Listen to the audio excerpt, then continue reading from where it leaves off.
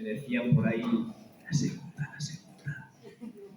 lectura, la segunda. Hoy no es fiesta de precepto, por lo tanto solamente tenemos una lectura. Pero hoy es el día de San José, el gran olvidado, aquel que Dios utilizó para este proyecto de eternidad junto con María, pero que es el gran olvidado de la humanidad.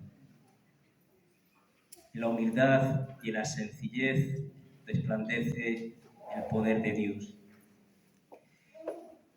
Y hoy es verdad que es el día de San José el obrero.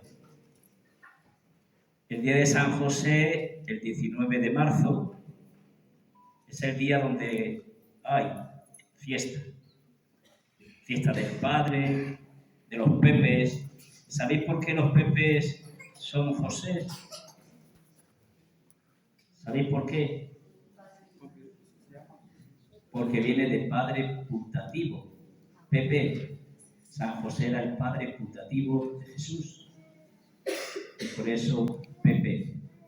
Pero hoy, aprovechando de que no era día de precepto, aprovechando de que San José en su humildad nos va a dejar, vamos a hablar un poco sobre un don, un carisma en la Iglesia que a veces es muy desconocido y que por ser desconocido no quiere decir que no sea verdad o real, y que también a veces por ser desconocido nos echa un poco para atrás. Vamos a hablar del carisma o el don de lenguas. ¿Sabéis lo que es el don de lenguas? ¿Quién viene por primera vez aquí a este encuentro? Que levante la mano. Bueno, antes levantaron la mano más personas, pero ahora se queda un poco de vergüenza. A ver si el Padre ahora nos va a decir que oremos en lengua. Hay muchos carismas desconocidos. El gran defecto de los católicos es la falta de formación. Ese es un gran defecto nuestro, de nuestra Iglesia. Como también el carisma, el descanso del espíritu. Ya parece que los obispos van entrando un poco, no todos, algunos todavía, eso es un cemento fuerte, pero algunos sí. Hace poco le decía yo a mi obispo, don Antonio, si es que en nuestra asamblea se da mucho el descanso en el espíritu, ¿qué le parece a usted? Y yo decía, a ver qué dice. Y me contestó, eso es un don del Espíritu Santo. Bien. Hay mucha gente que no entiende el descanso en el espíritu. Incluso gente que han venido y el descanso en el espíritu les ha superado tanto que se han ido pasmados diciendo que somos una secta. ¿Sí? ¿Se oye? ¿Se oye? ¿Se oye así mejor? No, sí. Así. Diciendo que somos una secta. ¿La secta de quién? De Jesús. No hacemos nada diferente de lo que la Iglesia nos permite hacer. Como le decía yo a mi obispo emérito, rezamos o cantamos la coronilla, rezamos el rosario, rezamos las vísperas y celebramos la misa a estilo carismático. Si ya más carcas no podemos ser. El demonio muchas veces se infiltra dentro de nuestra propia Iglesia. No necesitamos los enemigos de fuera, los tenemos dentro. El enemigo no hace falta que venga por los de fuera, les da igual, pasa. No cree, pasan de la Iglesia y pasan de nuestra forma y estilo.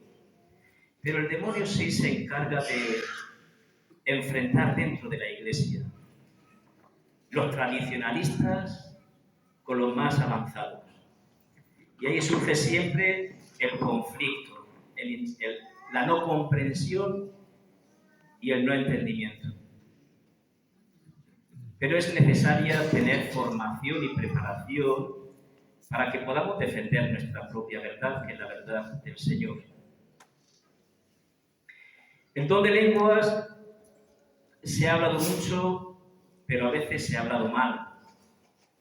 Para muchos, como decía Monseñor Alfonso Uribe Jaramillo, al que tuve la suerte y la bendición de conocerle, un obispo colombiano. Aquí están nuestros hermanos de Colombia.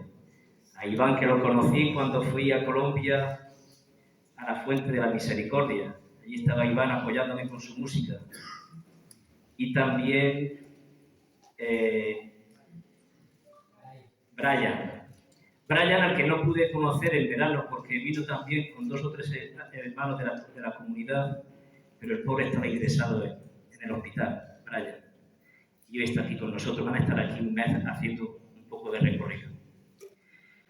Pues Monseñor Uribe Jaramillo decía eso, que el don de lenguas es como el cuco, que da miedo y que pone en guardia ante un fenómeno insólito, pero lo debemos mirar bajo la luz del Espíritu Santo, bajo la mirada del Espíritu Santo, porque no es invento de los hombres, sino acción del Espíritu de Dios en nuestra asamblea.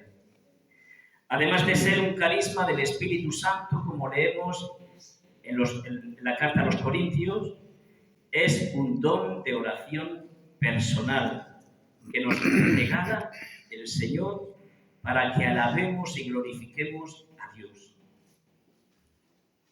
Por lo tanto, el don de lenguas es dejarnos abandonar en el Espíritu Santo para que el Espíritu Santo venga a nosotros y en nosotros, dentro de nosotros y a través de nosotros, pueda el Espíritu Santo orar con nosotros a Dios. Y es por eso que el don de lenguas al demonio le pone muy, muy nervioso. Porque cuando dejamos que el Espíritu Santo fluya en nosotros y salgan de nosotros esos gemidos inentendibles, inefables, es el Espíritu Santo el que alaba a Dios Padre a través de nosotros. Y el maligno no lo soporta. Es un don del Espíritu Santo y por lo tanto no puede ni debe ser rechazado, no puede ni debe ser extinguido, ni combatido por el simple hecho de que no le guste o no lo vean bien algunos. Hasta incluso dicen que eso es una influencia de los evangélicos. Si decimos que somos la Iglesia Madre y que los evangélicos vinieron después, ¿qué es lo que estuvieron haciendo el día de Pentecostés? ¿Estaban allí los evangélicos entonces? ¿No será que nosotros como Iglesia Católica a lo largo de la historia de los siglos nos hemos ido durmiendo un poco y hemos dejado en el camino muchos dones y carismas que el Espíritu Santo suscitó al principio y que se han ido olvidando? San Basilio el Grande, con lágrimas en los ojos, suplicaba que pidiéramos al Espíritu Santo para que derramara los dones en su Iglesia. Muchos dicen, me gusta la acción del Espíritu Santo en la Iglesia, pero no acepto ese don que llaman el don de lenguas. Para entenderlo mejor debemos precisar algunos conceptos. Debemos aprender algo para poder comprenderlo. Don de lenguas, o también llamado glosolalia, es una palabra que viene del griego, glosa, que significa lengua, en su doble sentido anatómico y lingüístico, es decir, el órgano físico por el cual nos comunicamos. La ley es un verbo griego que significa hablar. Este verbo aparece 229 veces en el Nuevo Testamento. 229 veces. San Pablo tiene otras expresiones y San Pablo lo dice en diferentes escritos, pero también utiliza diferentes expresiones para referirse a lo mismo. Él dice orar en lenguas. También dice orar con el Espíritu. También dice en otras partes de la Sagrada Escritura, dice, San Pablo escribe, salmodiar con el Espíritu, bendecir con el Espíritu, llenarse del Espíritu. Cada vez que San Pablo dice esas diferentes expresiones, se está refiriendo a lo mismo, al don de lenguas, a la alabanza en lenguas, a la glosolalia. Ya en el Antiguo Testamento hay indicios de este don. Dice San Pablo citando a Isaías, por hombres de lenguas extrañas y por boca de extraños hablaré, yo a este pueblo. Y ya desde Pentecostés en el Nuevo Testamento se alude a ese carisma y más tarde con ocasión del bautismo de Cornelio. En el libro de los Hechos de los Apóstoles, en el capítulo 10, versículos del 44 al 47, dice, estaba Pedro diciendo estas cosas cuando el Espíritu Santo cayó sobre todos los que escuchaban la palabra. Y los fieles circuncisos que habían venido con Pedro quedaron atónitos al ver que el don del Espíritu Santo había sido derramado también sobre los gentiles, pues les oían hablar en lenguas y glorificar a Dios. Palabra del Señor. Pero el testimonio explícito de este carisma lo tenemos en el libro de los Hechos de los Apóstoles. En el libro de los Hechos de los Apóstoles, en el capítulo 19, versículo 6, dice, y habiéndoles Pablo impuesto las manos, vino sobre ellos el Espíritu Santo, y se pusieron a hablar en lenguas y a profetizar. Palabra del Señor. Gloria a ti, Señor. El que habla en lenguas no habla a los hombres, sino a Dios. Cuando oramos en lenguas, no estamos hablando para los hombres, sino para Dios. Hablar en lenguas establece un vínculo secreto entre el hombre y Dios. Dice en espíritu cosas misteriosas que ni siquiera uno conoce. Habla por su espíritu, no por su mente, y lo que dice no le entienden los hombres. El que habla en lenguas se edifica a sí mismo. Este hablar misterioso produce una edificación personal. Así nos lo dice el apóstol en la primera carta a los Corintios, en el capítulo 14, versículos del 2 al 4. Estas tres razones muestran la importancia personal de este don que hace exclamar a Pablo: deseo que hablen todos en lenguas. Pablo distingue dos expresiones distintas de hablar en lenguas. La primera, orar en lenguas, hablar de forma personal con Dios, dejarnos llevar en ese lenguaje entendible. Y la segunda forma, la segunda expresión que distingue el apóstol San Pablo es profetizar en lenguas. Exige el don de la interpretación, pero es para edificación de la asamblea, no para edificación personal. Porque nada edifica una profecía en lenguas si no hay alguien que la interprete. Este don se llama don de interpretar o de interpretación lo que dice la otra persona en lenguas. Aquí tenemos que hacer una aclaración. Del versículo 6 al 12 de los Corintios, en la primera carta, no deben sacarse de contexto, porque parecería que Pablo le quita importancia al don de lenguas. Y este principio se debe aplicar a la lectura de toda la Sagrada Escritura. Si sacamos de contexto una frase, aquí, otra allá, le hacemos decir a la Biblia lo que la Biblia no quiere decir. Y eso lo utilizan mucho las sectas, sacando su propia conclusión, sacando de contexto lo que Dios quiere decir. Así es como nacen las sectas, que pululan hoy por todas partes y por todos los lugares, y hay que usar el discernimiento.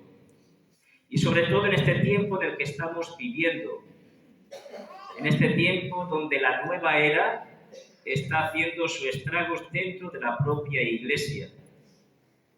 El otro día me venía un anuncio para que pudieses pasar un fin de semana en paz y encontrarte contigo mismo y la naturaleza, haciendo todas esas temas y todo eso que te vende la nueva era, ¿verdad? Un mensaje publicitario engañoso, porque solamente el Espíritu Santo es quien puede fortalecer nuestra vida, y solamente Dios en Jesús es el único camino verdadero. Así nos lo dice el Señor: yo soy el camino, la verdad y la vida. Por lo tanto, tenemos que tener en cuenta y un discernimiento grande por todas estas sectas que están naciendo en este tiempo. Nos dice el Señor: no vayáis tras ellas. Tened cuidado porque usurparán mi nombre, se apoderarán del nombre de Jesús, pero no vayáis tras ellas.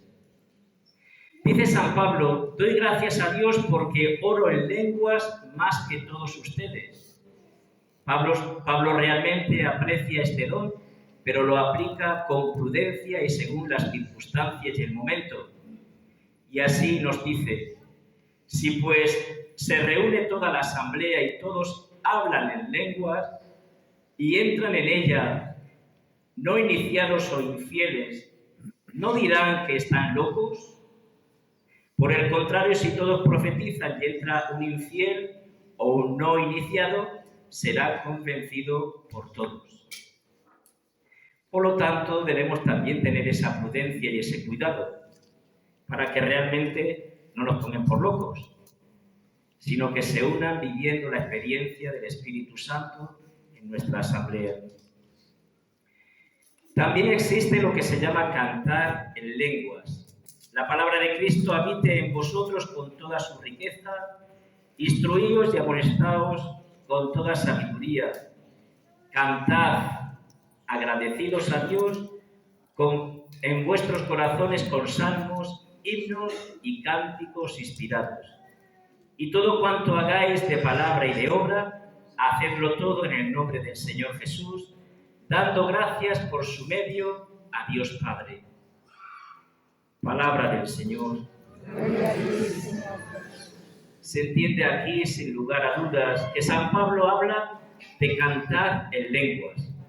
Aquí debemos aclarar que algunos son adictos y otros se oponen al canto en lenguas.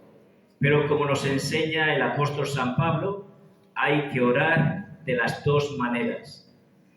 Cuando estoy solo, en lo personal, oro con la mente, es meditación, donde a través de la inteligencia por la acción de la gracia, alimento mi fe y crezco en ella. En una asamblea, el canto en lenguas unifica y suma la alabanza comunitaria y nos lleva a esa presencia profunda del Señor. Tanto es así que a veces nos da el sentir que estuviésemos en el cielo alabando con los ángeles. Pero en un contexto ya iniciados, decrecidos en la fe, qué importante es también orar y cantar en lenguas. ¿Cuáles pueden ser los beneficios de orar en lenguas? Tenemos dos beneficios al orar en lenguas: psicológicos y también los santificantes. Los psicológicos, nos dice el padre Benigno Juanes en su libro Orar en lenguas, dice: psicólogos muy destacados afirman que la emisión de sílabas no conceptuales que rompen con la expresión convencional y utilitaria de la lengua propia tiene un valor de liberación psicológica frente a resistencias internas, bloqueos y alienaciones psicológicas. Por lo tanto, cuando nos dejamos llevar en la oración por el lenguas, rompemos también todos esos bloqueos que llevamos en nuestro interior. Si esto sucede en lo psicológico, cuánto más lo será en lo espiritual. Cuánto más lo será cuando esto se produce en el orar en lenguas, por la acción poderosa del Espíritu Santo, que nos lleva a profundizar nuestra relación con el Padre y a sumergirnos en una comunicación a una profundidad antes quizá desconocida para nosotros. Su acción se extiende a eliminar los obstáculos que por su realidad psicológica obstaculizan de hecho esa relación profunda, íntima, filial con Dios Padre. La acción del Espíritu Santo actúa sobre niveles más profundos de la personalidad, lo que facilita la sanación y la reconciliación interior. Mirad qué importantes son estos dones que a veces los queremos apartar.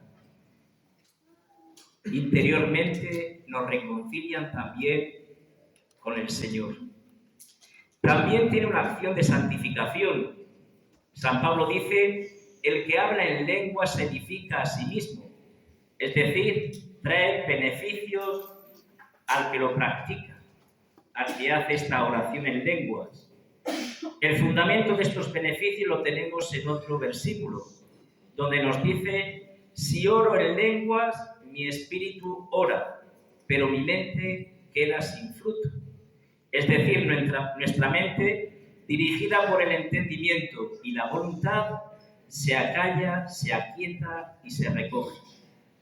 Y esto es precisamente la condición fundamental que expresa la teología mística de Santo Tomás para poder entrar en los estados de oración más elevados, es decir, en la contemplación infusa. Es decir, hablamos de un regalo de Dios en este camino del Espíritu.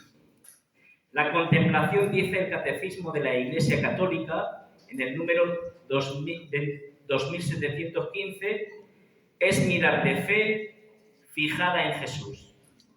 Es mirada de fe fijada en Jesús. Yo le miro y él me mira, como decía también el santo cura de Ars, un campesino que oraba ante el sagrario. No sé si conocéis aquella anécdota. ¿La conocéis, verdad? Y esta atención a él renuncia a sí mismo. Su mirada purifica el corazón. La contemplación dirige también su mirada a los misterios de la vida de Cristo. Aprende así el conocimiento interno del Señor para más amarle y más seguirle. ¿Y qué implica esto? Significa dejar de lado la carga de nuestra idea y pensamiento, nuestras necesidades y peticiones, y abandonarnos plenamente y totalmente en manos del Espíritu Santo, haciendo su intención en nosotros.